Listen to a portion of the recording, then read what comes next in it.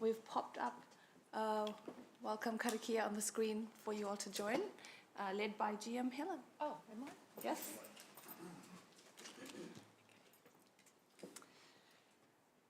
Tuia e runga, tuia e raroa, tuia e roto, tuia e waho, tuia ngā kaimahi o te kaunihira o Kirikiri roa, whaia te iti kahurangi kia kia mau, kia ita, haumi e, hui e, tā iki e. Thank you, everyone. Before we kick off today's committee meeting, I'd just like to acknowledge the passing of Murray Powell, founder of Hamilton Zoo. So if I could ask you all just for a moment of silence. Thank you.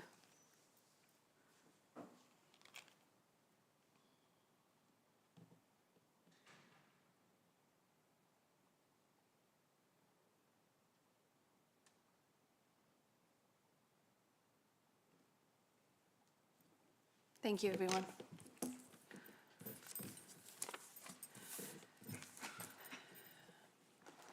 All right. So let's start with apologies. I've got a partial apology from Mayor Paula, Councillor Mark Donovan. I've got early departure, Councillor Moko and Councillor Andrew. Anything else? No. I'll move those apologies. Can I have a seconder? Thanks, Anna. All those in favour? Anyone against? Thank you. Confirmation of the agenda.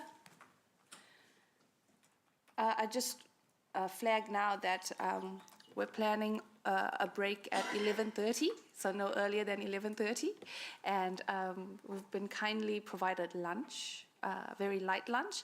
So we're going to break for 11:30, go out, grab something, and come back so that we can keep going and have a much later, longer lunch, which we hopefully won't need. So with that, I will confirm the agenda. Can I have a seconder? Thanks, Louise. All those in favour? And none against? Thank you. Declarations of interest from anyone? Yay! Awesome. And public forum, we do have one group on public forum who is on Zoom today.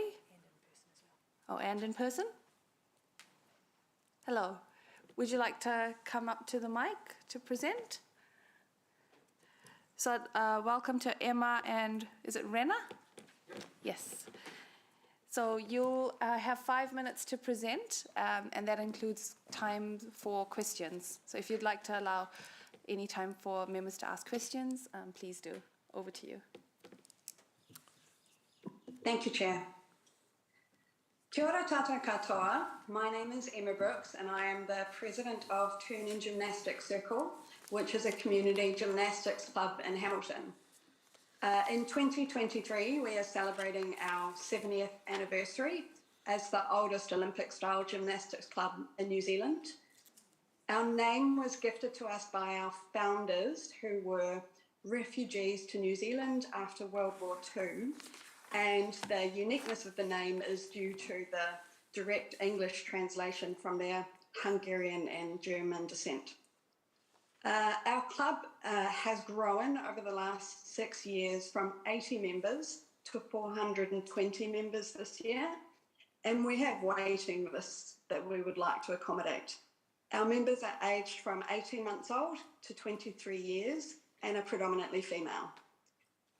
We like to think what makes us different is we deliver gymnastics in an inclusive and welcoming manner, and diversity is one of our strengths. We have been working with the Eastlink Community Hub to source a permanent training location for our facility for the last 18 months, and we have enjoyed working with the board there. We're a financially sustainable and stable organisation. We have funds to pay for an $80,000 a year lease for a property, or we also have $500,000 in our club bank account to fund the commencement of a building project at Eastlink. In our immediate future, we have an imminent risk. We do not have a club training facility past the end of September. This has been a challenge that we have been working on for the last 4 years, and we have been well supported by Hamilton City Council staff, Sport Waikato, and Gymnastics New Zealand. A solution has not been found. I really believe we have exhausted the city options, seeking either a commercial option or a community facility that meets our needs. We are temporarily housed by H3 in Hall C in Claudelands, and our athletes are thriving in this building. We are seeking your support as community leaders to enable us to resolve this risk in our next 3 years before we are able to source a permanent location and secure our future. I will just pass over to Rena at this point. Kia ora tātou. So just to add to that, we have been from a small church in Ridout Street into Hamilton Old Boys training facility, and they let us stay there for I think 2.5 years longer than we were supposed to be there in the first instance, and that was, we essentially went from 200 square metres to 600 square metres, and now we're in Shed C, which is 1,200 square metres essentially.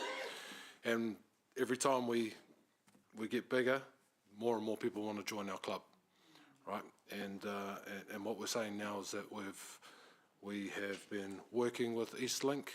We've got a memorandum of understanding with them to work towards a sublease there as part of that journey. But the time frames for all of that to happen are just very, very long. And what we want in terms of your support is the ability to help accelerate that process. Now, Eastlink has its own challenges, especially around the ability to invest, not knowing that they've got to secure a lease renewal, which comes up in 18 months, 2 years. And so there's a little bit of a chicken-egg scenario there. It's either wait or get an approval in principle for a lease renewal to go ahead, right? Obviously, there's millions of dollars of buildings on that that grounds, and there is a master plan process that is in the works now. It's just been confirmed. So Turn-In Gymnastics Circle, once we found out that there was a master plan process that needed to happen, $60,000 required to get it underway. Turn-In Gymnastics Circle pledged $10,000 straight away to get that fund started. And that has enabled the hub board to then go and seek further funding around the place. Okay, so. Thank you for that.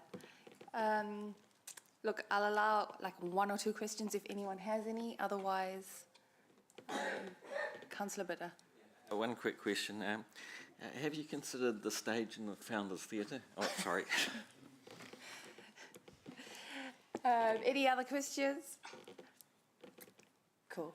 So I should have said at the beginning, thank you both for your submission, that they were speaking to the chair's report. I missed that little point. Yes, thank you for coming in.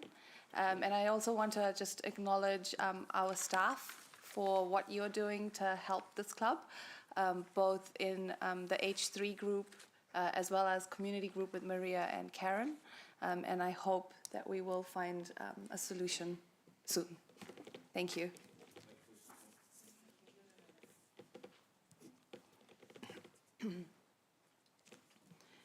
All right.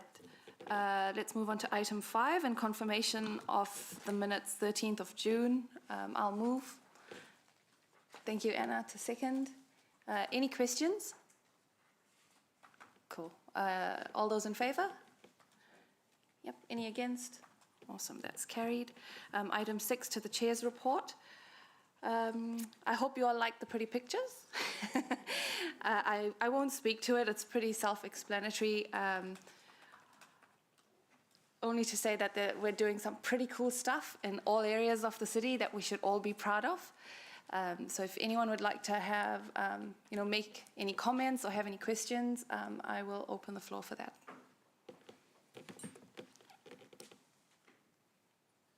Nope. Oh, thank you.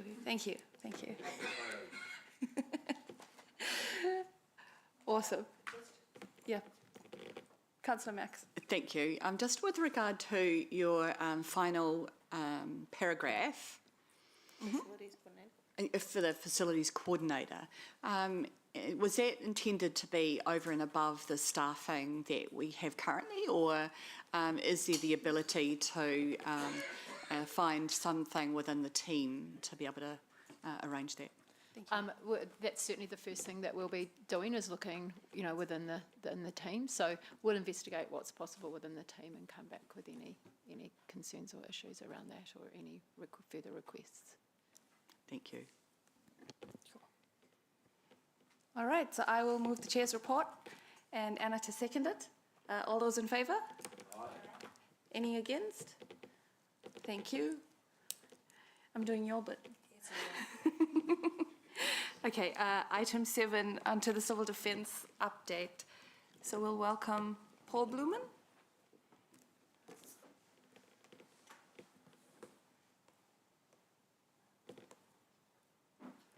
Morena. Morena. Thank you very much, Madam Chair and councillors.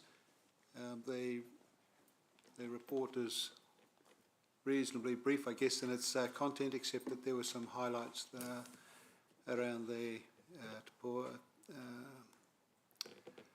Poereri training and the exercise, which we'll report on, I think, at the next meeting, which has been completed. Cool, thank you. Any questions for Paul? No? Just how was the exercise? Because I noted it was in July? That's correct. It was. We haven't got the report yet, so I can only give my opinion on it. I thought it went very, very well. Awesome. There was certainly around 70-odd staff that attended it, and broken into 2 parts, and we appreciated the Mayor's input for practising the declaration and the like. So, no, I think it went very, very well. Yeah. Awesome, thank you. Any other questions? Councillor Max? Thank you. Yes, there's been, through the last 6 months, the other incidents through flooding, etc. Were staff able to support those areas and gain valuable experience to bring back to Hamilton for our planning, etc.? Yes, Councillor.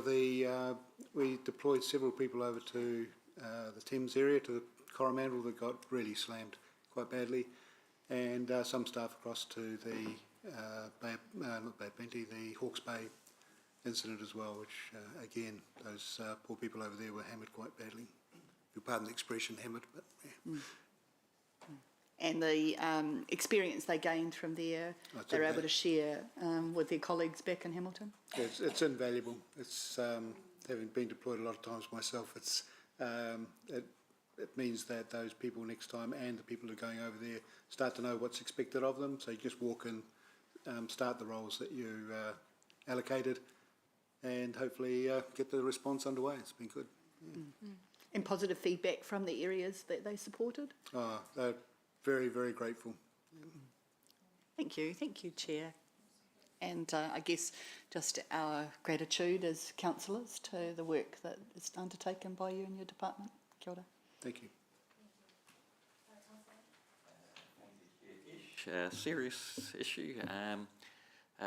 In this week's waste minimisation meeting, there was some experience from the neighbouring Hastings councils about some of the civil defence or emergency response, which included gifting a whole lot of stuff, which then became a burden on the councils, such as clothing for emergency people, which included high-heeled shoes and ball dresses and things of no particular use. Just wondering about sort of learning from experiences from other councils on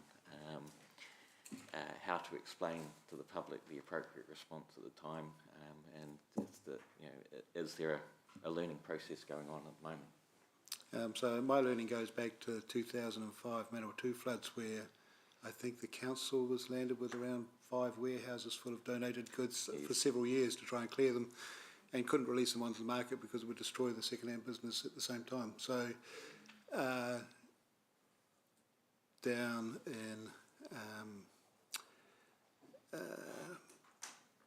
Christchurch, the first earthquake, I diverted all of the stuff that was coming in to agencies, and in Hamilton City very much, we're very fortunate that we have quite large agencies. Yes. Those goods get diverted to agencies. Tongue in cheek, I mean, the generosity of people we can divert that way, generosity of, if the event's very big, for overseas countries that donate shiploads of stuff is perhaps a little bit different, so I don't want to eat my words later on if there's a terrible event that we didn't end up with something. But generally speaking, Hamilton is very fortunate with the agencies that it has that we can use and divert goods to, and a very good relationship with those agencies. Very good. It's also something that we do try, in my experience with you, Paul, that we try to manage through our comms messaging. So there is quite a coordinated response. So working with the social agencies, but also working with our comms team to get out good messages to the public around what's needed and what's not needed. And also that message that sometimes too much is too much. Yeah, but thank you anyway. Yeah. Thank you. Cool. All right, thank you. Thank you. With that, I will move. Can I have a seconder? Councillor Maxine.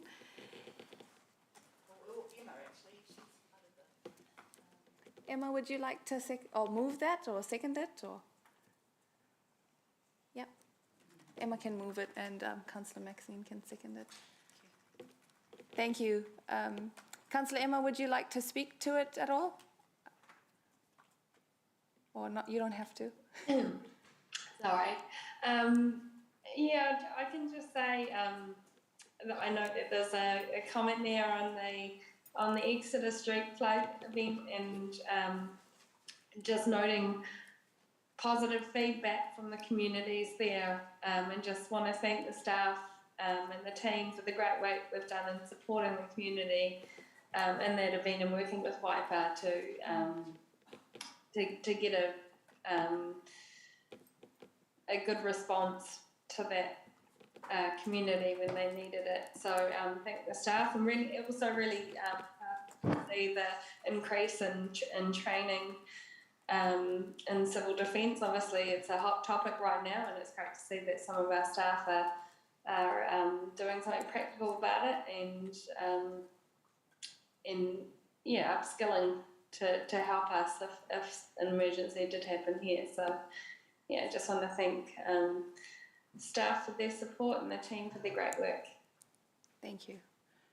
Would you like to speak to it as seconder?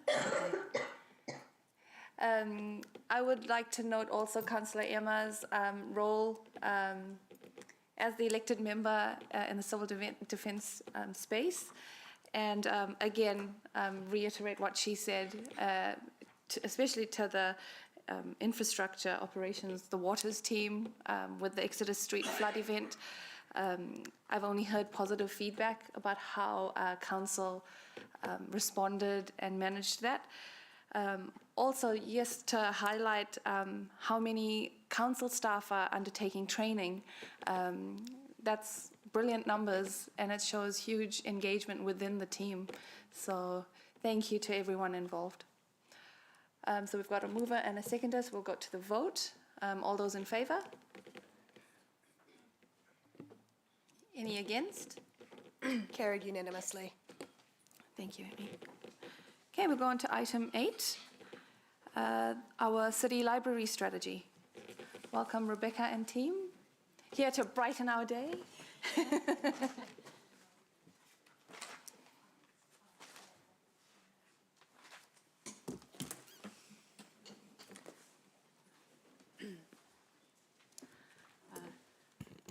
Kia ora koutou, ko Rebecca Waite tōku ingoa, he ringahautu rātonga hāpori ahau ki te kaunihera o Kirikiriroa. Kia ora, I'm Rebecca Whitehead. I'm the Unit Director for Community Services, and I'm joined here today by our new Libraries Director, Paula Murdoch. A little bit about Paula. She has joined us from the Hastings District Council, where she was the Manager of Community Services and Programs, leading the delivery of their libraries, sports and community centres. Paula has over 20 years' experience in the library sector, and we're really excited to have her join our team. It's week 1, so you know, nothing like a committee meeting to start off your term. So we're here today to seek the committee's approval of Kia Oho Te Mauri o Kirikiriroa, the Hamilton City Library Strategy 2023 to 33. The review of the strategies was started a while ago. It started in late 2021 when we kicked off our engagement. The strategy is intended to help us inform decision-making and investment and to provide strategic direction for our library services within the city. When we kicked off the work, we undertook a wide range of engagement with our community around the strategy because there was a high degree of interest in it. So we had a public survey, smaller targeted surveys, focus meetings with key stakeholders, which included schools, mana whenua and key community organisations, as well as a briefing for elected members.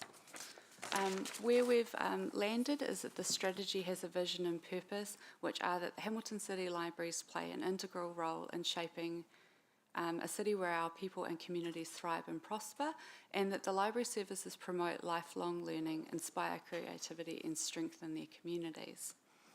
These vision and purpose are supported by 4 outcome areas: learning and literacy. So we support lasting literacy skills and empower Hamiltonians to be active learners and citizens. Culture and community. We are part of the growing city. We provide programs, collections and events that reflect the diverse cultures in our community. Digital inclusion, that we promote equitable access in digital technologies and use innovative approaches to enhance our user experiences. And engaging spaces, that we are providing a welcoming destination that people want to visit. The strategy is intended to provide high-level aspirations. It doesn't include a detailed action plan. And if the strategy is approved today, we will start work on that action plan to support the delivery of the strategy. The strategy and the associated plan will capture all of our existing work. So it won't just be new things, but it'll be also celebrating and continuing those work programs that are already in place. But it will be a tool to help us prioritise any potential investment through our long-term plan. Annual progress reports will be presented to Council from July next year. And I'd like to just make a bit of a plug probably for our newly opened Te Kiti Aranui, which is the first Hamilton Library which has been open and built as a community hub, fully in line with the aspirations of the draft strategy. And I think those of you who've been or have witnessed it have seen that the broad range of services offered, the kind of different way that the library is engaging in the community, and we see that as a really key essential thing in our future direction. But I'll finish up now, and we're really happy to take any questions that you might have. Thank you. And with Te Kiti Aranui, do we know what our visitor numbers? They've doubled.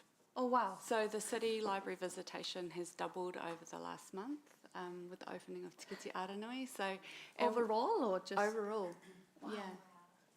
Yeah, so we've seen not just there was not a concern, but we half expected some of the visitor numbers across our other libraries to drop a little bit, particularly Chartwell, but we haven't seen that. We've actually seen a lift across the entire network. Yeah. Double as in, like, do you know the number or approximate? Or? Yeah, Paula can speak to this. Thank you for the question. So we've had just over 29,000 visitors through Te Kiti Aranui. Wow. That's in 17 days of opening. So that was the number till Monday of this week. So, yeah, they're absolutely smashing it. And I think they had over 2,000 visitors on Sunday. So, the team are doing an amazing job. Yeah. And it's not just the visitation that's up, it's our issues are up across the board as well, a few thousand items from our collection every week. And our memberships, our new memberships have also doubled, so since the opening. So it's really attracting or revitalised people's interest in libraries across the city, which is fantastic. That's phenomenal. Amazing. Any questions from... No? Oh, yes, Councillor Andrew? Yeah, Kish. So I really like the strategy part about addressing data poverty with things like strengthening digital skills to support thriving communities. A lot of the detail will be in the action plan.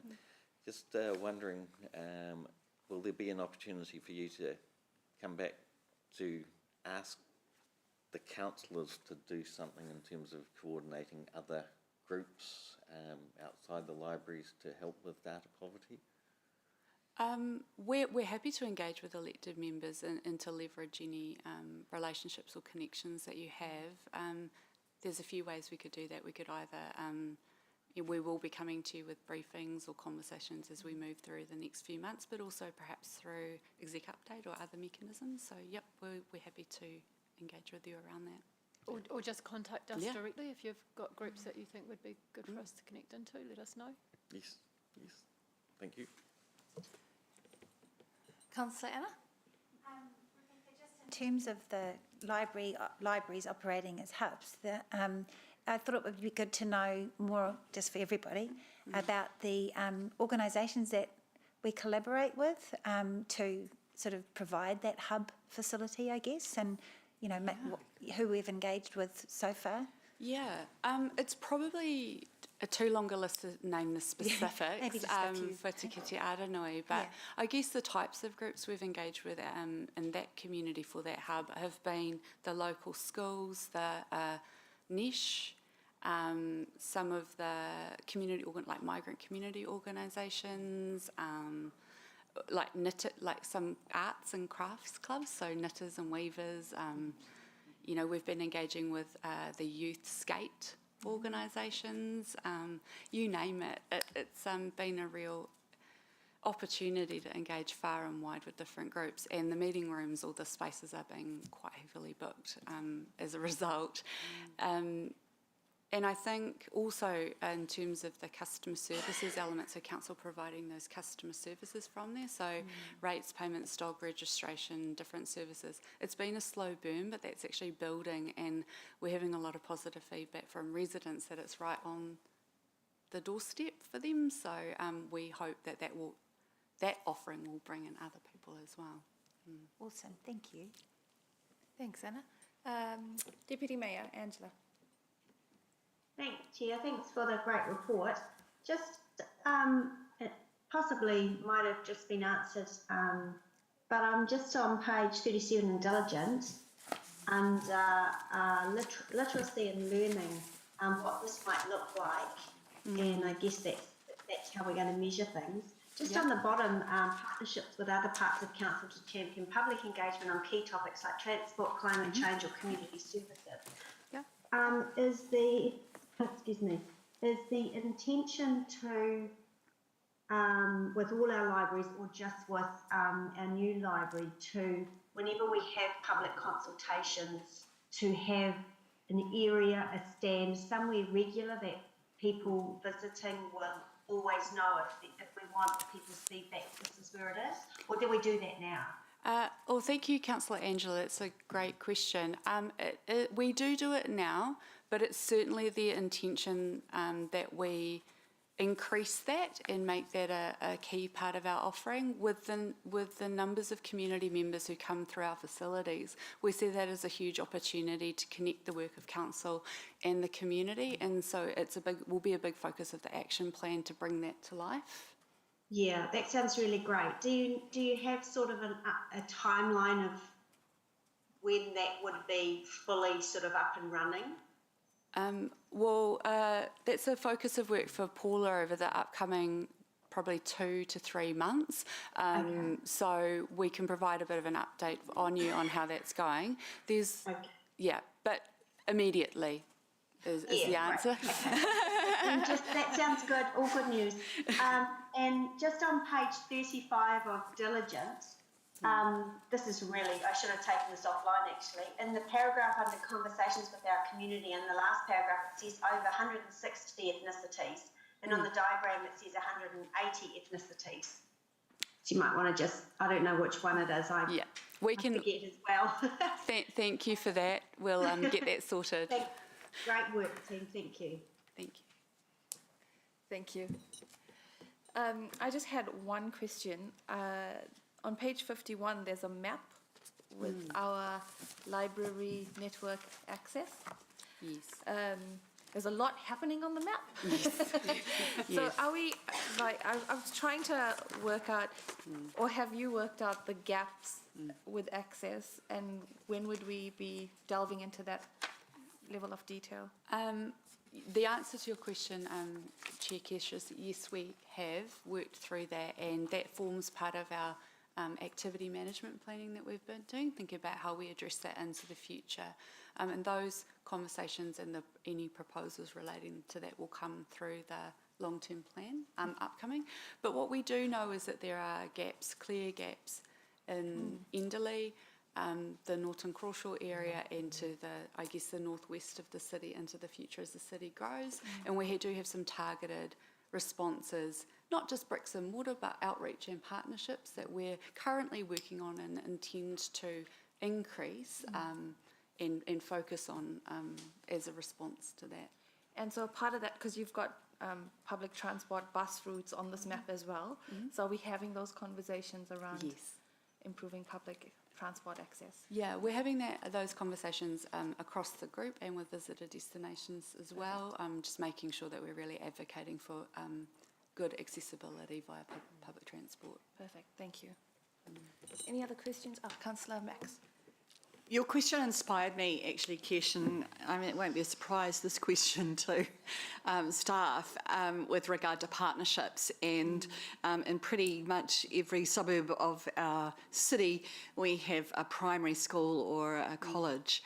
And it strikes me that they're some of our best and most regular users of libraries, and I wonder how engagement with that sector is working, especially if we're looking at new suburbs and if new schools are going to be going into suburbs, how might we be able to connect to get the very best of all of our investment as citizens? Yeah. Great question, Councillor Maxine, and it is something we actively work on. We have a regular relationship meeting with the Ministry of Education around the growth, sales and development, and try to work out if there's opportunities for work, and that's across parks and roads and community as well. But I think one of the things with libraries that is particularly complex to navigate, and it's not insurmountable because people have done it, but it is a bit tough, is that schools do sometimes want to place restrictions on who's on their grounds during the hours that students are there. And so part of the way to address that we've learnt from places around the country is getting in early and thinking about positioning of any library facilities so that people aren't traipsing through school grounds and all of those things to help mitigate that. There is one example in Christchurch that does it particularly well, and we are having some conversations with them actually currently to get information on how they've been so successful, so that we can roll that into any thinking about our new facilities. Awesome, thank you. No other questions? Look, I'm happy to move unless someone else wants to. Can I have a seconder? Would you like to move it? Or second, or? So Louise and Moko. Thank you, Rebecca, and welcome. Thank you. Louise, you can kick us off. I'll be pretty brief. I didn't have any questions because I thought the report was really well written, but I also wanted to acknowledge I really appreciated the point of highlighting the other strategies and policies that had been taken into account, in particular things like He Pau Manawa Ora and the disability policy for me are two really important pieces of council work, and I just really appreciated that was nice and big, high level in there going, that's what we thought about. But yeah, hey, really exciting. This is really cool, and I think our staff should be really proud of their work. Thank you. Would you like to speak to it? Or? Councillor Anna. Just to quickly, I guess, recognise that sometimes in this role you get feedback from the community which isn't all that positive, but for libraries of late it's just been hugely awesome to see the feedback from community about Te Kiti Aronui, but also just our libraries generally and our community groups. I had feedback just recently from the Waikato Time Bank, who's done some great work with the Central Library. And it's just so heartening to hear all those stories of collaboration and possibility. So, and the visitor numbers are certainly showing the direction we're going. So it's just really exciting, and I'm just thankful to the staff for all their good work. And I don't feel like I've been very much part of this strategy as a new member, so I'm just thankful for all the past elected members who've supported this direction. It's really awesome. Thank you. Thank you. I will add to that sentiment. You know, being at the opening of the Rototuna Library, I had tingles, and I couldn't wipe the smile off my face the entire time. Just, you know, going from something in its early stages to watching it develop, to seeing plans on a piece of paper, and then walking into the building. It was amazing. It's a stunning project, and I want to acknowledge the team, the huge team that have had an input into creating such an asset for that varsity. The visitation numbers, the numbers you just talked about, are mind-blowing. It's incredible. When you you hear narratives about libraries being out of date. Well, we've totally squashed that, and especially with the new membership, you know, it's engaging kids at a young age. I used to go to, you know, Wriggle and Rhyme and all of those, and I know that those programs are phenomenal, and you know, they bring in mums when they're isolated and the need to socialize. So I totally get it. I can relate. And also, you know, after school, kids have somewhere safe to go where they can actually learn and interact. The space is incredible, and it sets a really high bar, really, for the rest of the city to go, you know, come on, pull your socks up in these areas. And those are conversations I'm sure we'll all be looking forward to come LTP. I do note that Hillcrest Library is next off the rank, so looking forward to that one.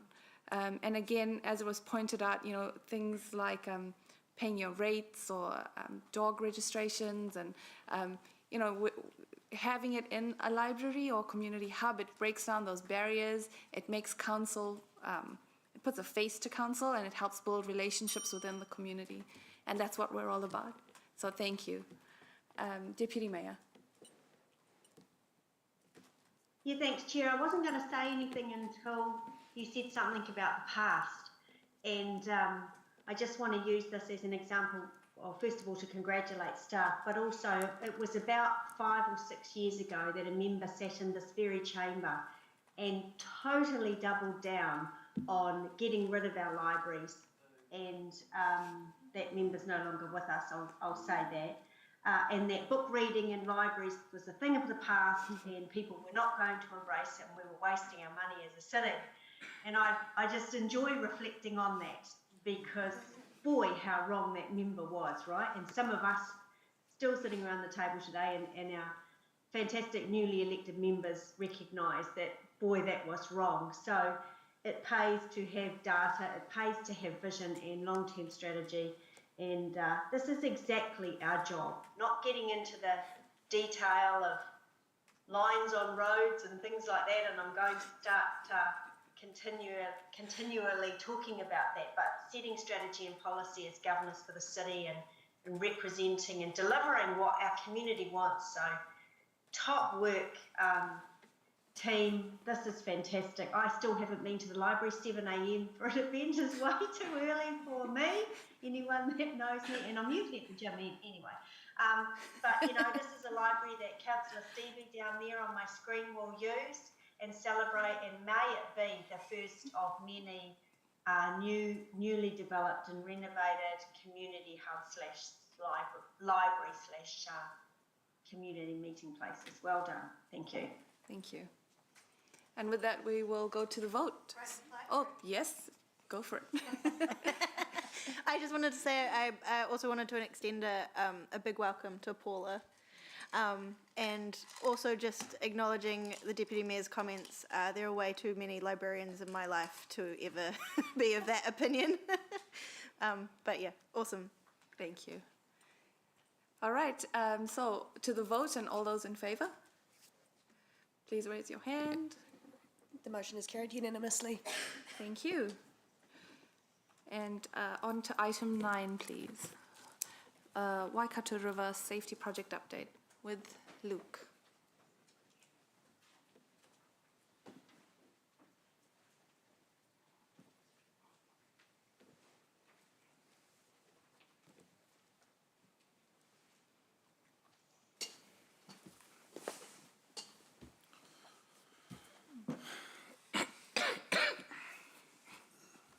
Good morning, over to you.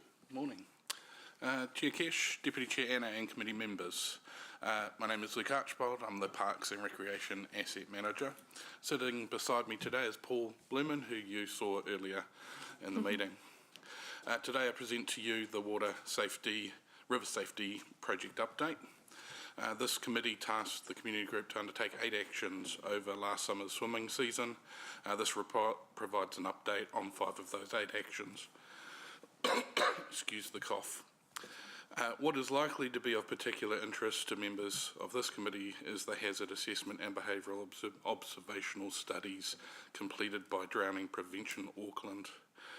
This provides council a formal, structured view of the risks at key swimming locations and how people are behaving within the context of those risks. Some of what the DPA has identified won't be a surprise, but the reality of the hazards or the extent of the behaviours observed through this piece of work may be eye-opening for others. The DPA study and report starts to clarify the issue elected members previously voiced their concerns about in regard to the worrying statistics around incidents and drownings in the Waikato River. It was completed alongside continued regular engagement with our partners and stakeholders to ensure all those that will need to take action alongside Council are participants in the same journey of greater clarity and understanding. In this committee report, staff provide details on Council's second year of implementation for the agreed action plan using current operating budgets as well as a small external funding component. Further investment options have been included in the LTP planning for elected members to consider as part of the wider LTP process. Staff are available for any questions. Thank you. Go on, Councillor Maxine. I can't express how important this is to the users of the various spots where over the summertime people get into the river. And so having that safety is critically important. I understood that part of the program was to have a Learn to Swim section adopted through the implementation of this plan. Am I correct in that, or is that through a different through a different strategy? Yep, I can pass to Liz, our aquatics director, talk to that. Oh, thank you, Liz. Yeah, so we have, Luke alluded to there were 8 actions. 3 of them were delivered through the aquatics team. And what we did is we did do some trial of some Learn to Swim and aquatic education with some intermediate schools, and also some through some new migrants within Hamilton. So we did do that very successfully, and it's something that we're looking to continue on this summer. Wonderful. And yeah, I don't know that we got any real feedback on the numbers or what have you. Is there a report that will be coming to the committee at all So that was highlighted in the last committee, last in my committee meeting. aquatic strategy update. So I think from memory, it was around about 250 students went through that for the intermediate schools, and then a number of migrants as well. And then, of course, we also do that work with Swimming Waikato, where we have over 30,000 kids come through for water safety education that we do in partnership with them as well. Amazing, thank you. Thanks very much, that's excellent. I guess the other part of that is quite a separate question with regard to Wellington Street Beach. It's hugely popular in the report, identifies that as being the most used of all of the spots. The Auckland report talks about the erosion in the banks, etc. None of the funding or activity talks about that being remediated. Is that correct in your... Yeah, so some of the planning we've done through our LTP talks to the investment required at Wellington Street Beach and talks to the requirement to remediate those issues at site. All right, so coming to a conversation near you. Yes. Thank you. Thanks very much, Chair. Thank you. Deputy Mayor Angela. Thanks, Chair. Just a question. So we've got another trial over the summer period. Is this? I'm trying to play devil's advocate here. What are the risks of us depending on the trial, continuing, moving forward, offering a waterside, I guess it would be a full lifeguard service? What are the risks of doing that, given we've had decades of people swimming there, and we're now sort of turning our attention to that? I guess risks in terms of liability going forward. Does it mean us moving to a swimming between the flags type of full riverside safety service? Or is it a little bit too early to start considering that? So the report did not recommend that as an action for council to undertake. There were a number of recommendations around how we can improve what we're responsible for in these natural areas, including making sure that the information provided to users of the river is accurate in regards to hazards and risks, as well as what improvements we could make to our infrastructure to increase or decrease the likelihood that that is a contributor to people's safety. Yeah, I noticed that. Thank you for pointing that out. So why are we continuing with another summer of, it's not really lifeguarding, is it? Well, it's definitely not lifeguarding, of having a safety officer there then, if we've now got the recommendations from the external provider? Thank you for that question. The safety officers provide several different functions when they are patrolling those areas. So the one that has been most recognised by members of the public is their sense of, should we say, safety, that the spaces are shared by a variety of different people from different parts of the community. And although in our view perhaps there isn't actually a problem, that doesn't change people's feeling of safety in those environments, and this is where City Safe's probably best. Okay, so it's a, yeah, it's really an antisocial behaviour deterrent rather than a monitoring of water activity. Although things I can see from the counts, some of those things go hand in hand. Yeah, and can I just add to that, Councillor Angela, that Deputy Mayor, sorry, that the safety officers are funded via the Better Off funding, and it will take us some time to get the signage up along the river and address some of the infrastructure issues. So it's just an additional caution while we increase some of those other mitigations. Yeah. Okay, awesome. Thank you. Councillor Andrew. Thank you, Chair Kesh. Very good report. Like the recommendations and hazard assessments.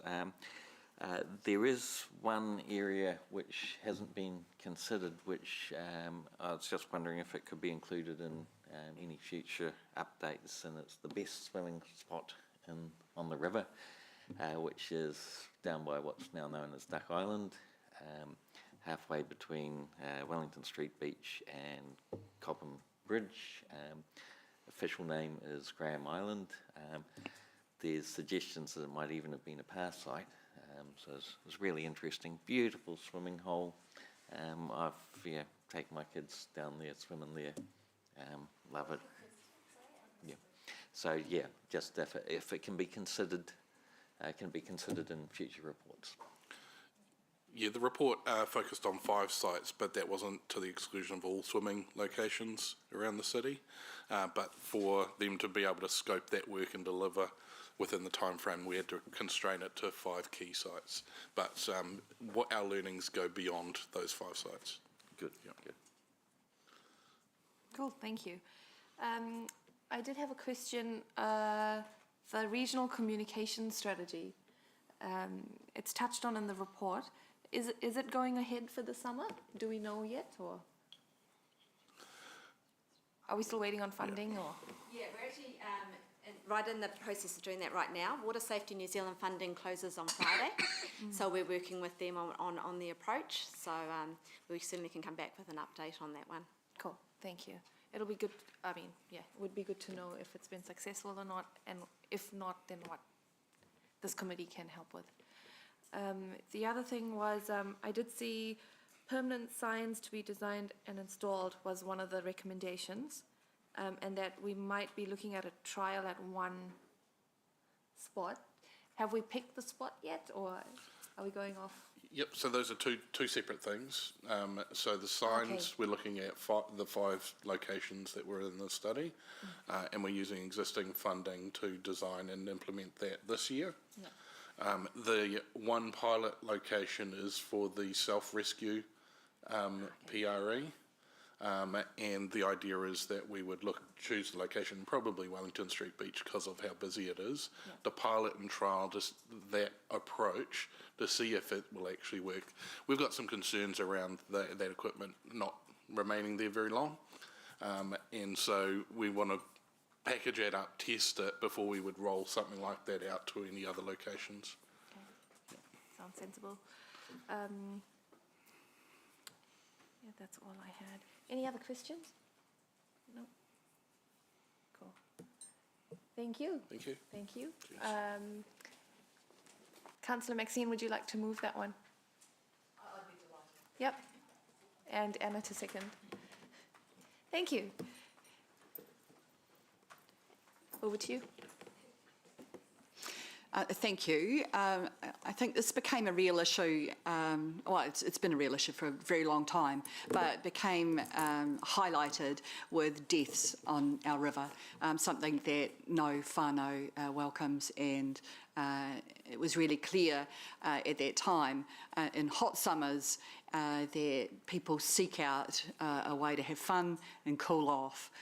For decades, our river has been used, but it would seem that visitors to Auckland, from Auckland or other parts of the city were coming in and not understanding the real dangers of our river. And so it was pretty clear that we needed to do something. At our 10-year plan in 21, golly, we had one of the submitters from Water Safety New Zealand come and present to us, tell us that they had money, and asked us why we didn't want it.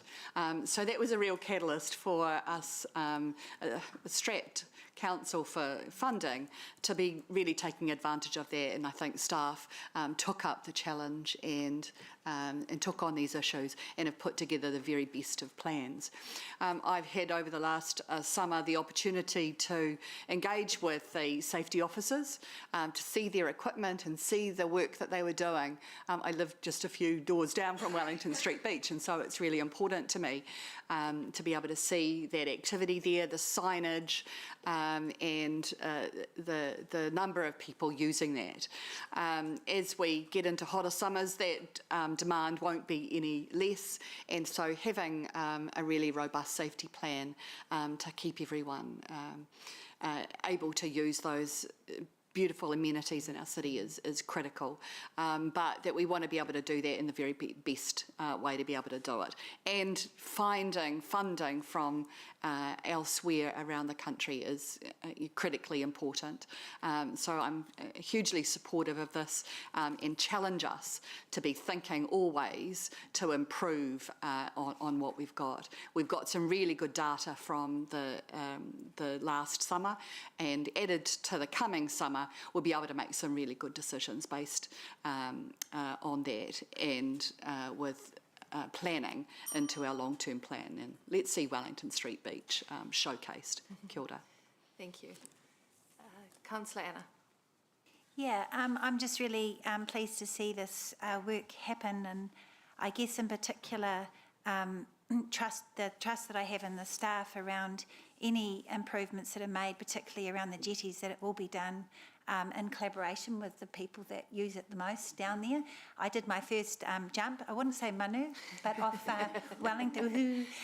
Wellington Street Beach in the summer, and it was neat, but there was a group of people there who were just taking care of the place, you know, and making sure people knew where to jump the safest, that sort of thing. So it's just great that we have such a commitment to that kind of co-design collaboration in our community. And my friend suggested that Graham Island was the official name. I've just been looking and talking with my friend here, and it's Koipiko Pa, apparently, that area. So to see those kinds of bits of information that really restore our stories and our river at the same time would be a great thing to include going forward as well. Thank you. Thank you. Councillor Andrew. Thank you, Chair Kish. I would love to see an information sign down there telling about the history of the PAR site. So, yeah, thank you for teaching me something today. I am very pleased with the approach taken in the report, and that it's looking at improving safety without discouraging use, and most of our regulation seems to be about trying to stop people enjoying things. So this approach is good. I like the mention of a bombing platform and the data that 31% of the river users are there to perform manus. So encouraging them to do it in a safe area rather than off the dangerous parts, I think is the right approach. So I'm very happy with this report. Thank you. Councillor Molina. Kia ora tātou. Just tautoko everybody's kōrero during this time. I'd like to offer an opportunity for us as council and staff to go on a bit of a walk along the riverside, where I can share some kōrero about Koipiko. That particular island has got some awesome history and could be contributed to some information that could be put up around Wellington Beach, or even just along the river in general. Which then is another safety opportunity, because with Koipiko is, if we share the special things about it and the whirlpools, and I'm aware of all of this sort of stuff due to Wakaama and the different Wakatoa groups that go and paddle down there, it will contribute to the safety for our people, so we can continue to use it and make sure we're well informed, and that information can go to the libraries and then into the schools, and the world will be a better place, and the mauri of our awa will be awesome. Kia ora mai tātou. Kia ora, thank you. Thank you for the report. I do note on the risk by location priority order, number 1 was actually Hamilton Gardens, saying that, yeah, that's the riskiest spot in the report, followed by Wellington Street Beach, which had the highest amount of users. Also interesting, 33% of users are aged between 13 and 19, and then 27%, so almost another third, were under 12. So that's where the conversation around the Learn to Swim programs, I think, are really important, because we really need to target those younger age groups, but also educating whānau and parents around water safety. So I'm glad to see that Liz and team are on board and have started doing that work. The report also talks about plenty of education opportunities in terms of warnings, a co-designed approach with the people who use it most. Quite surprisingly was the percentage of people who don't use the right clothing. Almost half of the users were using the wrong type of clothing, which would of course add risk to their behavior as well. So I think there's lots of opportunity for education, whether it be a council communication plan or through the aquatics team. So I'm hopeful for a safe summer. So I'm really glad to see this report come to us now. Councillor Maxine, did you have anything else to add? Good. And wait for the LTP to talk about Wellington Street Beach. Yeah. Awesome. So with that, we will go to the vote. So all those in favour, raise hands. The motion is carried unanimously. Thank you, everyone. We are making good time. We shall go on to item 11. 10, Nature in the City Progress Update.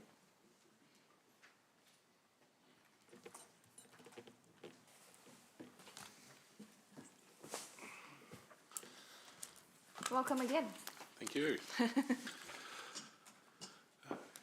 Chair Cash, Deputy Chair Anna and committee members. Sitting beside me for the Nature in the City Progress Update is Matthew Vere, the Program Manager for Nature in the City. First time in the chambers for him, but not his first week, so we gave him a bit more of a lead-in. My introduction to the report today is going to be deliberately short and sweet, so that I can, in a moment, hand over to Emily Coffey, our Nature in the City Comms Advisor, to demonstrate the soon-to-be-released Nature in the City mobile app. This new mobile app is one example of the program focus on education and engagement. It is a priority focus area for us, as we are unlikely to meet the Nature in the City's strategic objective of 10% native vegetation covered by 2050, unless our community appreciate, understand, value and actively participate in native restoration. This new app provides a portal for the program to work with our community, and I'll pass over to Emily now to run you through the first iteration of this new app due for release in spring. Thank you. Welcome, Emily. Thank you. Bear with me while I share my screen. This is exciting. Sneak peek. Yes. Oh. Right, we got there. So, this is the app. It's in draft still, so this is a very real sneak peek. There are 10 sites on this at the moment, and you can explore them in a list view, or you can also look at a map of Hamilton and see where your nearest one to explore is. So I'll just briefly take you through one of my favourites. So it starts with a highlight section. You kind of learn about what you're going to be exploring, then you start the tour. It has a bit more information here around the park and what you'll be looking at, and then one of the cool features is seeing the before and after of the natural area, and some of them have pretty significant changes, which is really cool to see. It shows you where your best access point is, and then you can either explore it in a map view like this, so when you're physically in the park you'll have a little blue GPS icon that'll show you where you are in relation to those points, and you can just tap on the point and it will explain what you're looking at. You can also kind of slide across to look at them as well, but the map view is an easier way. So it explores things like the native restoration work that we've done, education about the plants and wildlife in the area, the stories and the work that our community groups are continuing to do in these areas, and we're also working on getting some mana whenua storytelling in there as well about the history and the stories of these areas. And lastly, there is a glossary section, so you can understand what you're looking at if you're looking at something for the first time or you don't know what a kōwhai tree looks like.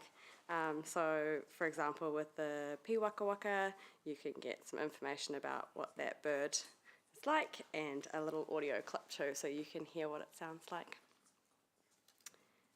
And finally, there's the About section, which tells you more about the Nature in the City program, and you can also sign up to volunteer. Cool. Thank you, Emily. As you can tell, plenty of work has gone by staff as well as our contractor to pull this together.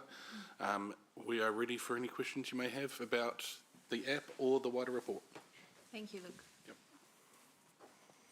Councillor Louise. I have a very selfish question.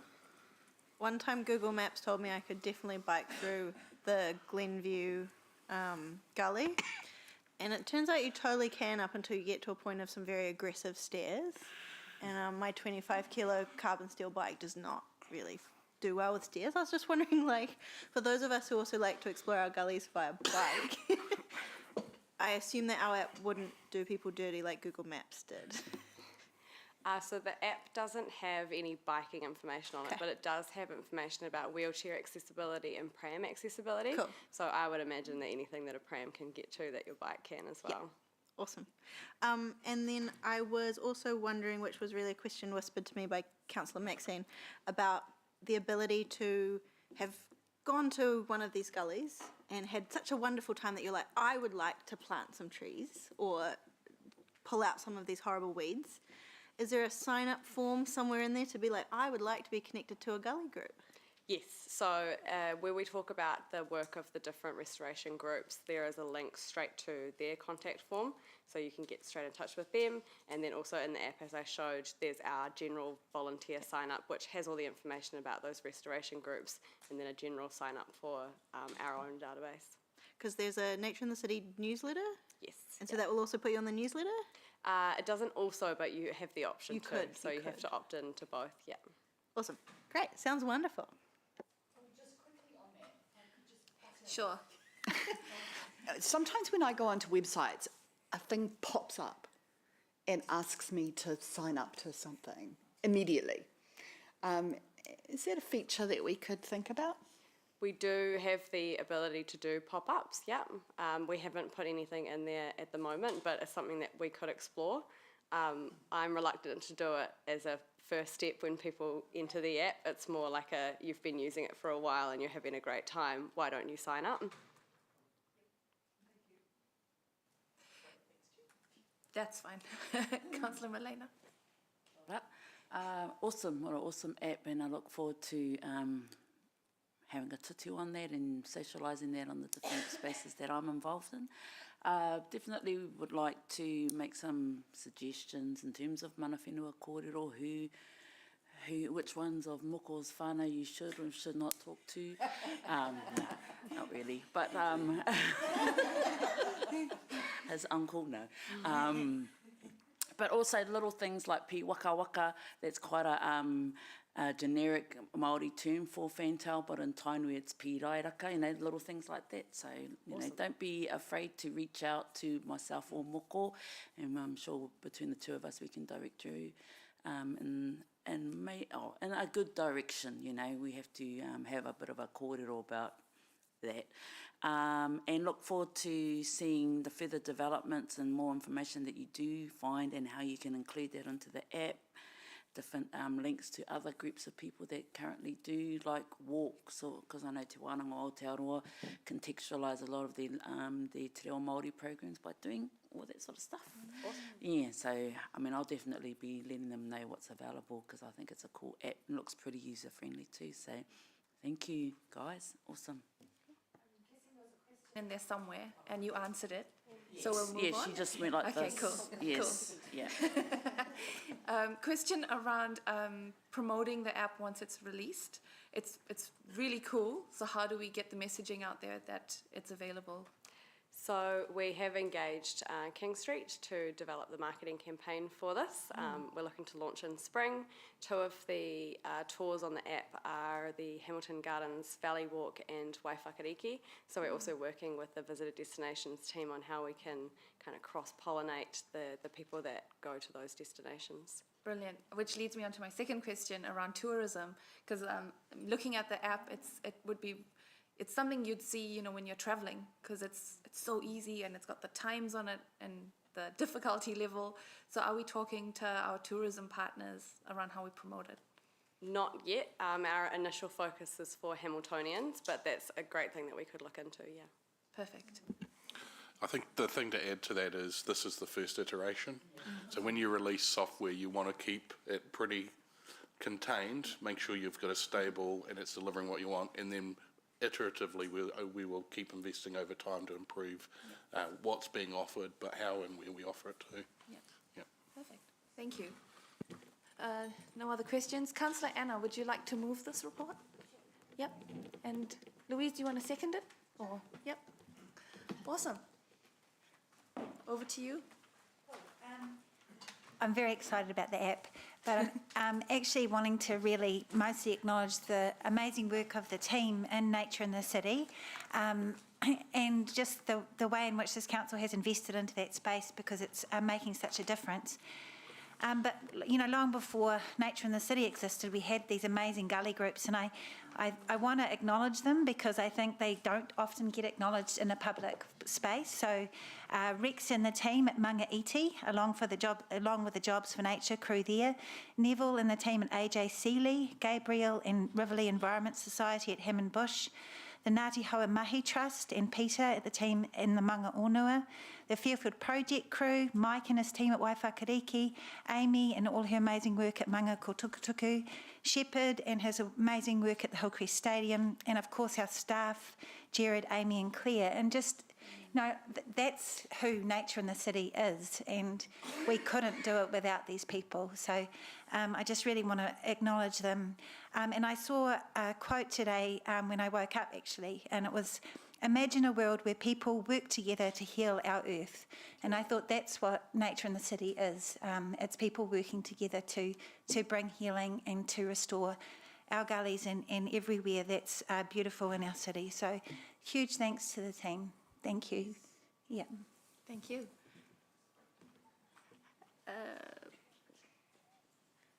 Any other speakers? Nope. I would pretty much exactly what Councillor Anna said. And thank you for acknowledging those gully groups as well, because you're right, they don't often get that acknowledgement publicly. So thank you for doing that. And thank you, team. Thank you for the app development. Love it. Thank you for the sneak peek. It looks brilliant. Can't wait for spring and to share that with the city. So our gullies will be well used this summer, I'm very sure. And yes, to the Nature in the City team, well done and keep doing what you're doing. Thank you.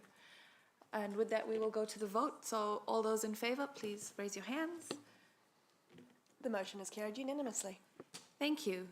Item 11 now, to open space provision. And done.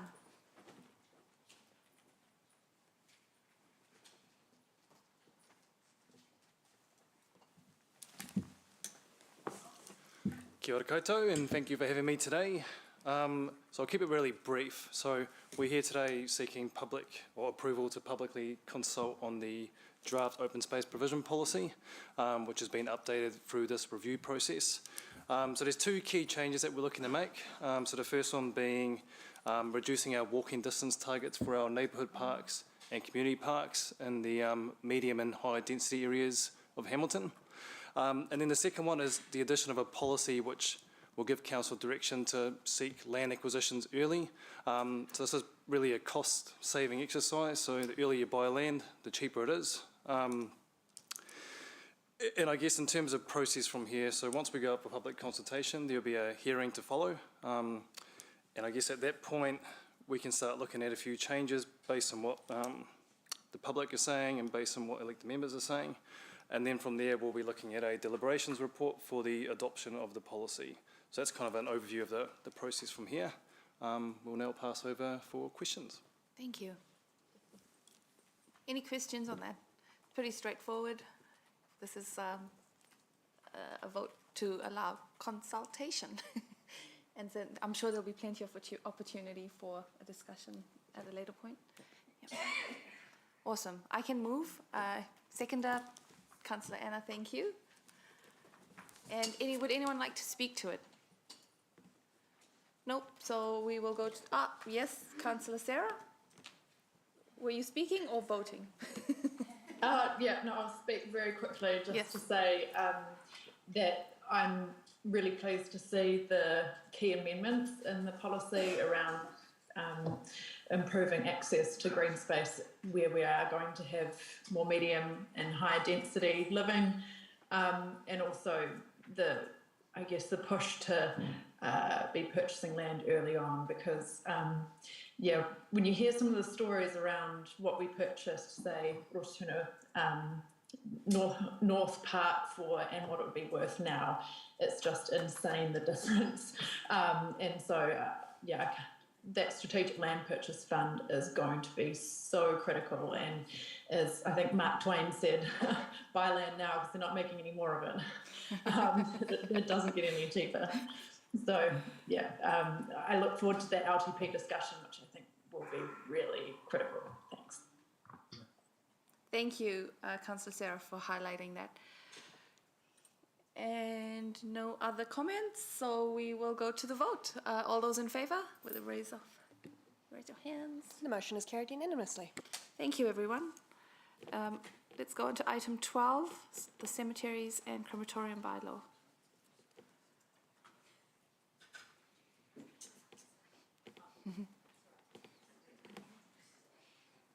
Hello, Narelle.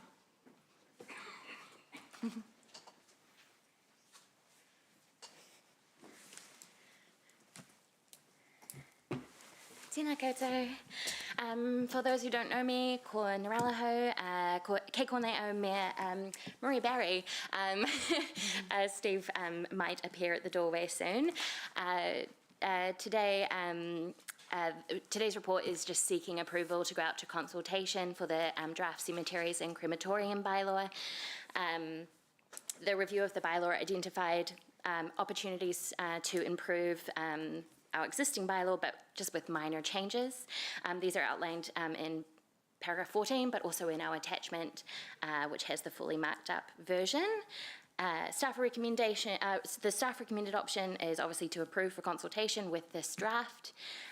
We last spoke to you in late June in an elected members briefing, and this is the same proposal that was heard at that briefing, and we had positive feedback from members at that point.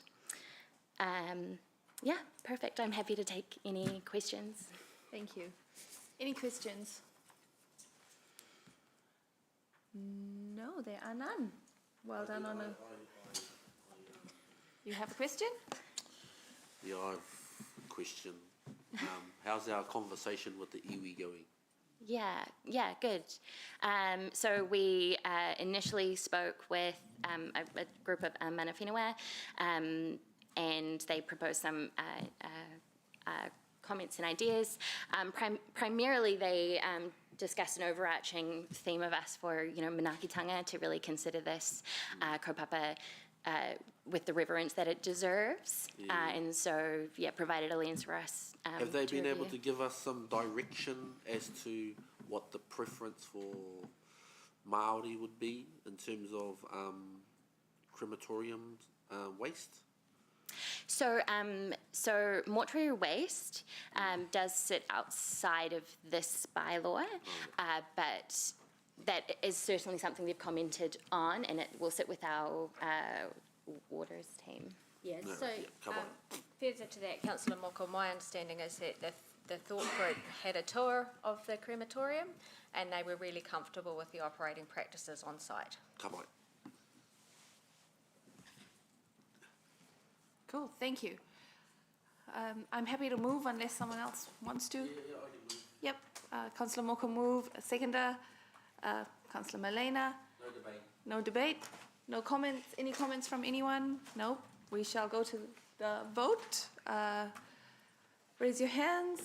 All in favour? Motion is carried unanimously. Thank you. So we shall go on to 13 to exclude the public, please. Yes. I will move. Councillor Anna to second. All those in favour? Aye.